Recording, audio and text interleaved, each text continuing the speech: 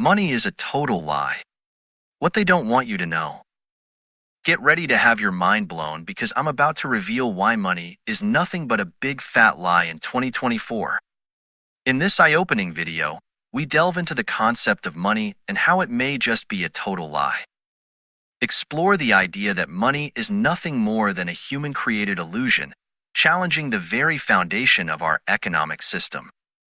Join us as we question the value we place on currency and ponder the true essence of wealth. Get ready to rethink everything you thought you knew about money in this thought-provoking discussion. Are you ready to uncover the truth behind the biggest illusion of humanity?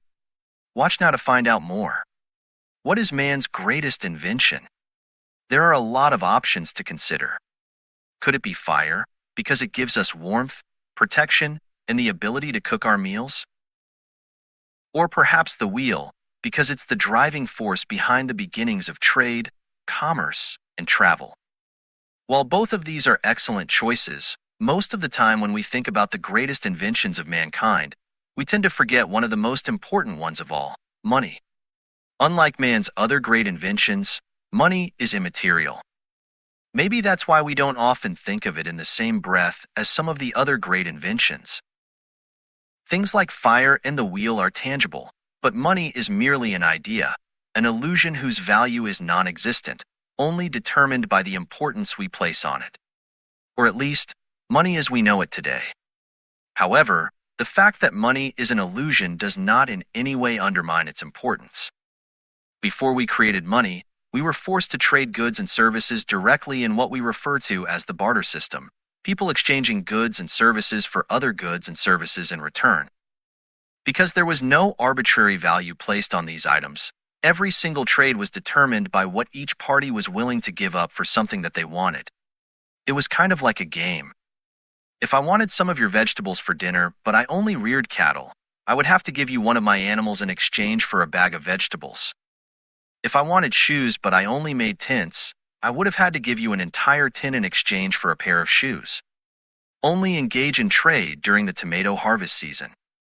Tomatoes being perishable, long-term storage is not an option. Despite equal efforts in their respective trades, maintaining wealth throughout the year is unattainable for those not in the tent-making business. Additionally, the challenge persists of possessing goods that appeal to only a select few.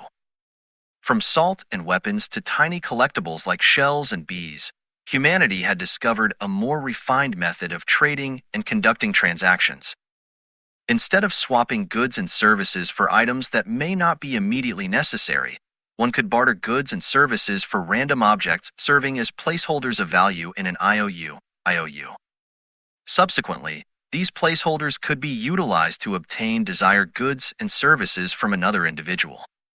The concept was so ingenious that the entire globe gradually shifted from the barter system to a monetary exchange system.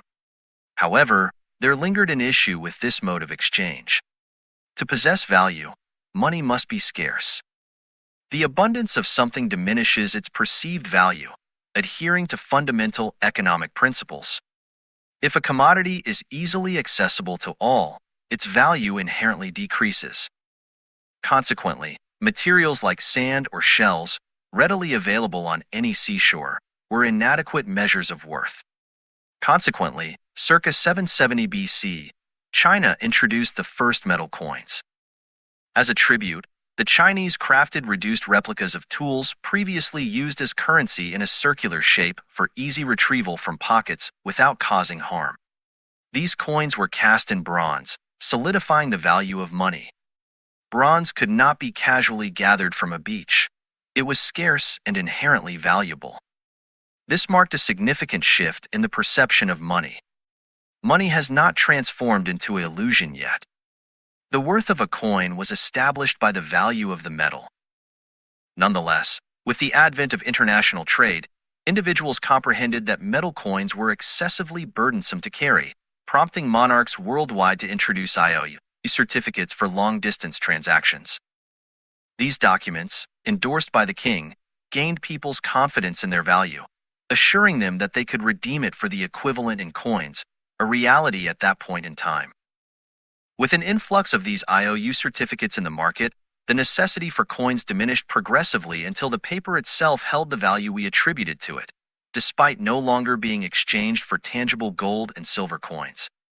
From ancient rulers to contemporary governments and central banks, money has persisted as an apparition, a mere symbol whose value was dictated by the significance individuals attribute to it. The production cost of the banknote is under 20 cents, yet within the illusion of the fiat currency system, it holds a value equivalent to 120 grams of gold.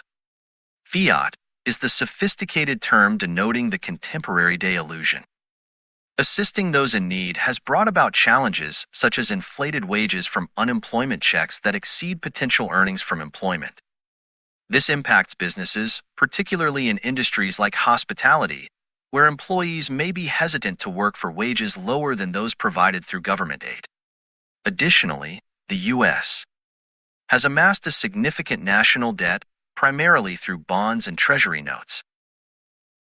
However, these investments do not yield substantial returns and fail to keep pace with inflation. It's important to remember that over time, the value of money decreases due to inflation. Governments issue bonds and treasury notes, which are purchased by banks, businesses, and individuals.